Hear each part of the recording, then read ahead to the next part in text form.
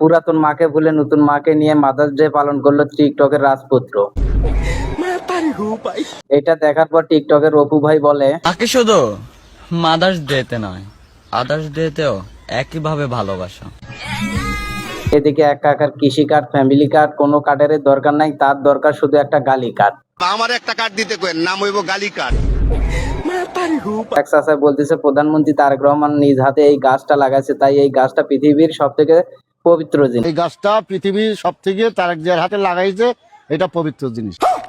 যাই হোক ভাই, আমি তো অজু ছাড়া এই ভিডিওটা দেখছি, তাহলে কি আমার পাপ হবে? চারিদিকে বাজারে আছে ডোনাল্ড ট্রাম্প খ্যাত মহিষ।